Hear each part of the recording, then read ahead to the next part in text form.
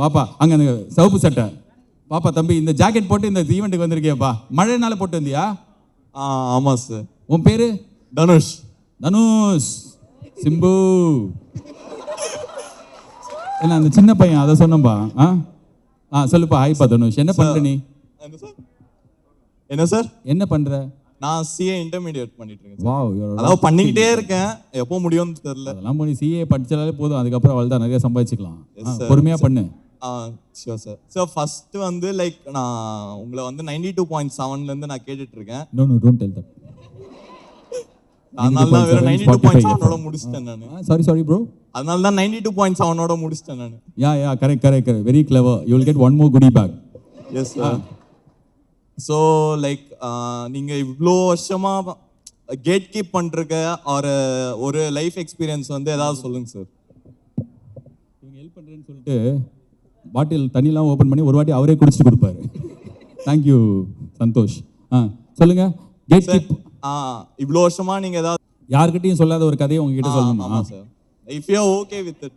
I am not okay. Why will I share my secret and all bro? No. சீக்ரெட்டா சொல்லணுமா? கூச்சமா இருக்கும்பா. Okay, something which is harmless, like அது சொன்னா. Harmless what? Only if it is harmful then I will keep secret.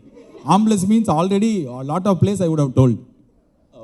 தெரியல எனக்கு டக்குன்னு கேட்கும் ஞாபகம் இல்லை. இந்த ஷோ நடுவில் ஏதாவது ஞாபகம் வந்து நான் சொல்கிறேன். சீக்ரெட் என்னப்பா? ஷோ முடிச்சு தனியாக வந்து கேட்குறியா? அந்த பையன் கூலிங் கிளாஸை பிடிங்கோங்க. வேணாம், இந்த கேள்வி எனக்கு பிடிக்கல. வாமா. Come on lady, what's your name? Once a கை விஜய் ஆண்டனி. சொல்லுமா. ஹாய் அண்ணா, என் பேர் Abirami. Hi Abirami. Hi. So I just have one question. So you being as a person in a crowd, anyone would identify you as a funny person more than anything. எனக்கு என்னன்னா, being funny all the time, did you have to actually like work towards being funny, or was it just your character? And following up on that, in any crowd for that matter, do you never lose your mental energy on being funny, or I don't know, how is that like? 17 times you told funny. That I counted. I mean, that's how you are in general. என்னோட வீட்டில் வந்து எங்கள் வீடே வந்து ஒரு comedy of error வீடு. இந்த எந்த படம் சொல்கிறது உங்களுக்கு?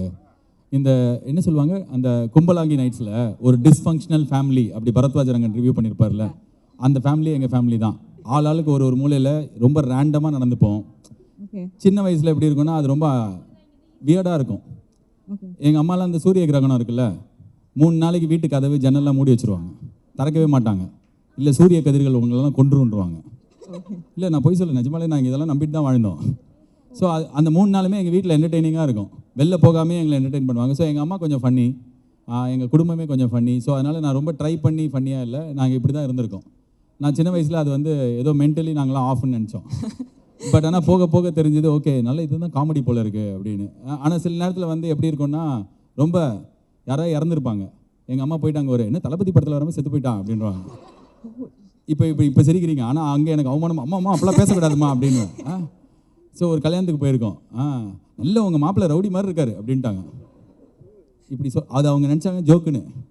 அது ஜோக்கே கிடையாது. ஆனால் நான் இழுத்து பிடிச்சின்னு வருவேன் அப்படின்னு சொல்லிட்டு. ஸோ அதனால் வீட்லேயே அப்படி தான் இருந்தோம். So you can't pretend to be somebody for a long time.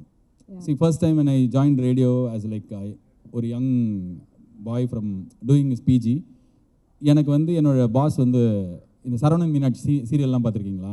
அப்போ வந்துருக்கு ஏலே அவர் தான் வந்து என்னோட குருஜி. அவர் பேர் செந்தில், மிர்ச்சி செந்தில்னு. அவர் வந்து நான் ஏதோ ஒரு விஷயம் பண்ணும்போது அவர் சொன்னார், நீ ரேடியோவில் ஏமாற்றவே முடியாது, நீ நடித்தா மாட்டிப்ப அப்படின்னு சொன்னார். எனக்கு அது ரொம்ப ஸ்ட்ராங்காக மனசில் பதிஞ்சிருச்சு. நம்ம நடித்தா மாட்டிப்போம். You have to be the person that you are. You can't pretend.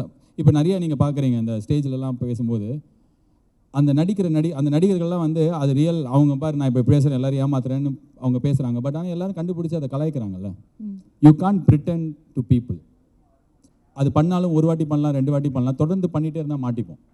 Somewhere the real self will come out. So ஏன்னா நான் இங்கே பேசுகிற மாதிரி தான் என் வீட்டில் பேசுவேன், வீட்டில் பேசுகிற மாதிரி தான் கமெண்ட்ரியில் பேசுவேன். ஸோ அப்படி தான் நான் வந்து யோசிப்பேன். எனக்கு வேறு இது தெரியாது. I am just like this for a long time. Probably இன்னும் கொஞ்சம் பெட்டராக சீரியஸாக ஆக ஆரம்பிக்கிறேன். ஓகே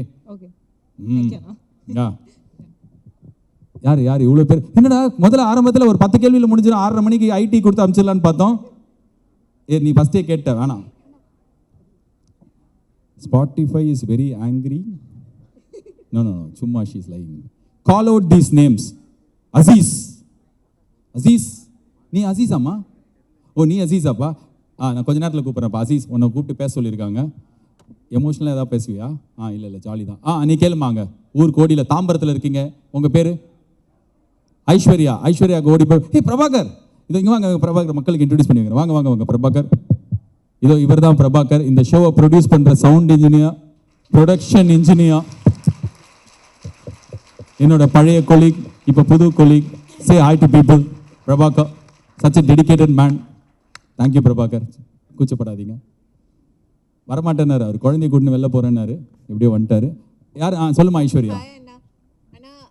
நிறைய क्वेश्चंस இருக்கு एक्चुअली. அப்ப நீ அப்புறம் பேசுமா. So being in Spotify event, உங்க கரியருக்கு ஒரு பேக்ரவுண்ட் மியூசிக் போடணும்னா என்ன போடுவீங்கனா?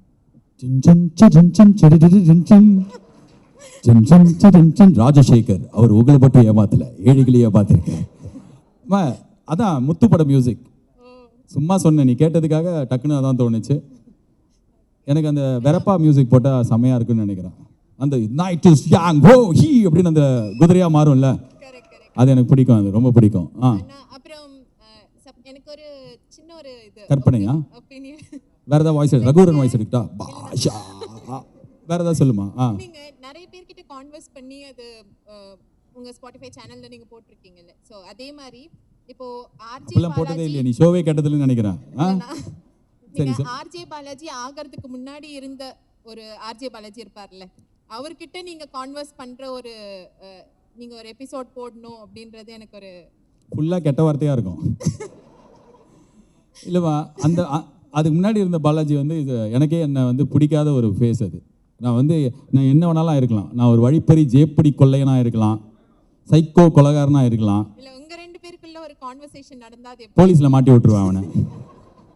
அந்த பாலாஜியை போலீஸில் பிடிச்சி கொடுத்துருவோமா, அதான் எங்களோட கான்வர்சேஷன். ஹலோ 108 அப்படின்னு கேட்பேன். 108 போலீஸே கிடையாது. தெரியுண்டா ஃபாஸ்ட்டாக சொல்லும் போது 100 108லாம் வரும். அவன் என்னதான் பண்ணிட்டானா, அதனால 108 கூப்பிடுவேன். என்னம்மா 2 கேள்வி இப்படியே கேட்குற நீ? இப்போ மூக்குத்தி அம்மன் உங்க முன்னாடி கேட்டா என்ன வரேன் கேட்பீங்க, அதானே கேட்ப. அடுத்தது தெரிஞ்சிருச்சுமா அவனோட சாய்ஸ் ஆஃப் கொஸ்டின்ஸ். ஆர்ஜே பாலாஜியாவா இருக்கீங்க, டிவி பர்சனாலிட்டியா இருந்தீங்க. எங்க டிவி பர்சன் என்ன இருக்கேன்? டிவி சொல்லு. எஃப்எம் அண்ணா. எஃப்எம் பர்சனாலிட்டியா இருக்கேன். ஓகே. Multiple split personality. அந்த 5 கொலையும் நான் பண்ணல. Actor, director, producer. சோ எந்த வெர்ஷன் ஆஃப் ஆர்ஜே பாலாஜி உங்களுக்கு ரொம்ப பிடிக்கும்? This version, current version, present version. If you ask this after 5 years, I'll say that present version. நீங்கள் முன்னாடி கேட்ட கேள்விக்கும் இன்னும் முடிக்கவே இல்லை, பதில முடிக்கிறேன்டா. முன்னாடி கேட்ட கேள்விக்கும் இந்த கேள்விக்கும் ஒரே பதில் என்னன்னா, I had a very bad childhood, not tough childhood, bad childhood. I'm not saying this to gain sympathy or I'm not trying to say பாருங்க நான் கஷ்டப்பட்டிருக்கேன், இல்லை. அங்கேருந்து I could have become anything, gone into any wrong way.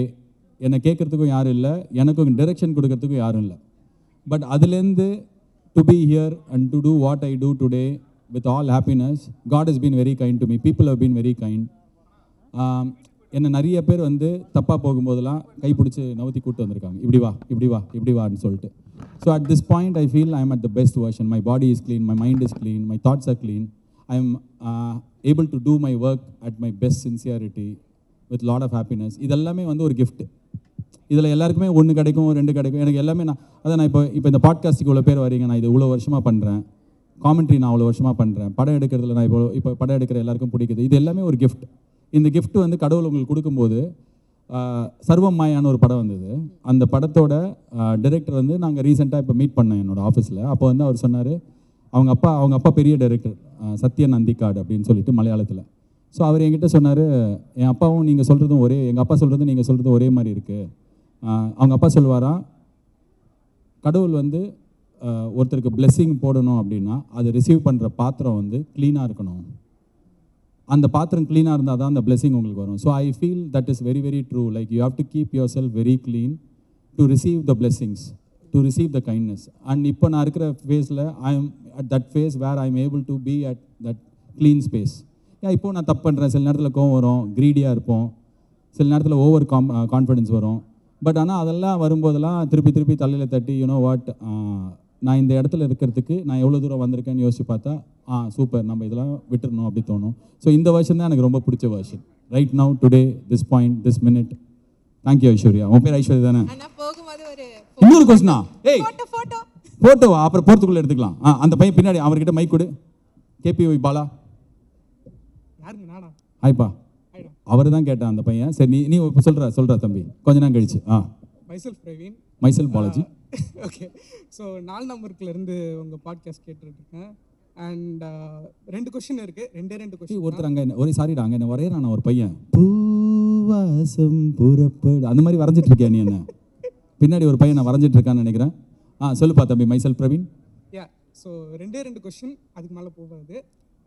First வந்துட்டு ஒரு ஜாலியான question என்னதுன்னா, இப்போது உங்கள் மேலே வந்துட்டு கிரிட்டிசிசம் வச்சுருப்பாங்கல்ல, எல்லார் மேலேயும் கிரிட்டிசிசம் வச்சுருப்பாங்க.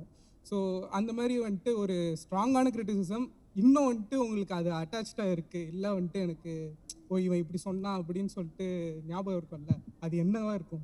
டிமானிட்டைசேஷன். கரெக்டாக அது டிமானிட்டைசேஷன். அது எப்படி சொல்லணும்? டக்குன்னு சொல்லும்போது வாயிலே வரல.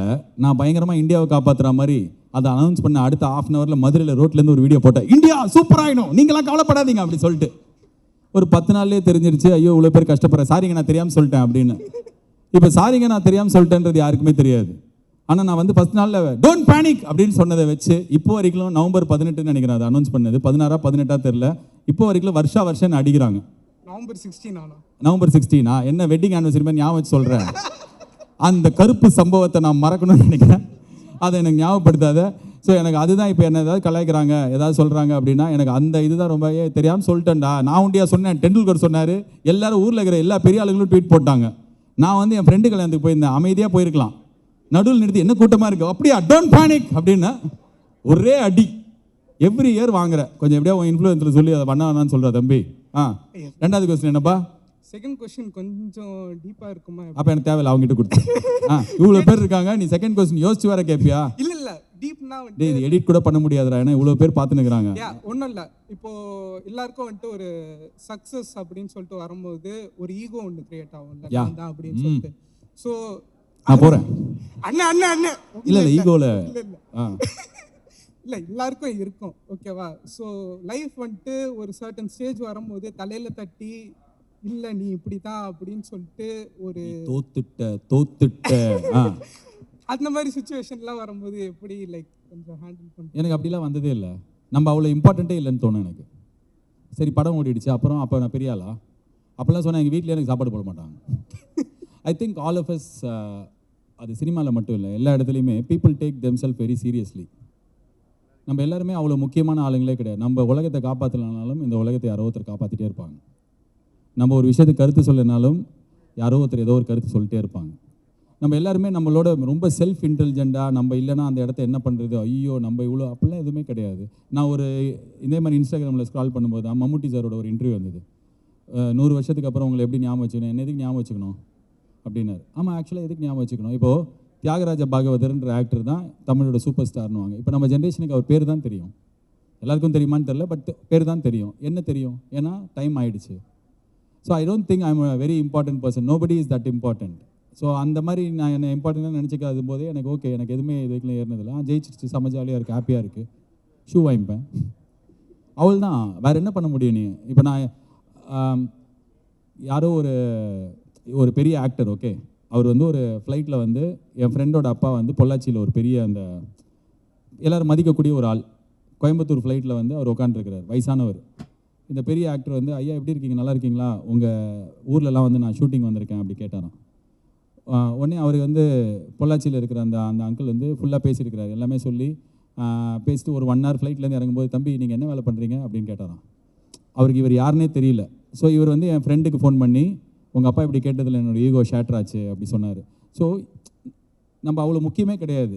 இப்போ இவ்வளோ பெரிய ஆள் அப்படின்னா எங்கே எவ்வளோ பெரிய, கொஞ்ச நாள் கழிச்சு ஜெர்மனியில் போங்க, யார் உங்களுக்கு தெரியும், பக்கத்து ஊர்லேயே யாருக்கும் தெரியாது. ஸோ அதனால் I don't think take myself too seriously. I use to take once upon a time. நீங்கள் அவர் சொன்ன அந்த 2015-16 அந்த டைமில் நம்ம தான் உலகத்தை காப்பாற்றணும்னு நினச்சிருந்தேன். ஆக்சுவலாக நம்மளை சுற்றி இருக்கிற உலகம் இருக்குல்ல, அதில் ஒரு 100 பேர் இருப்பாங்க, அவங்கள நம்ம நல்லா காப்பாற்றினா போதும்.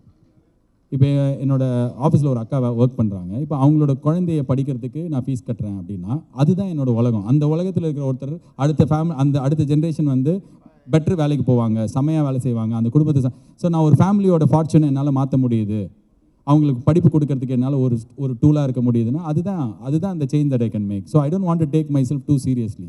அதனால் எனக்கு அதெல்லாம் மண்டையில் ஏறினதில்லை, ஏறாதுன்னு நினைக்கிறேன். ஓகே, தேங்க்ஸ்டா. நிறைய கேட்டான் அவன். இந்த பக்கம் வரேன் இரு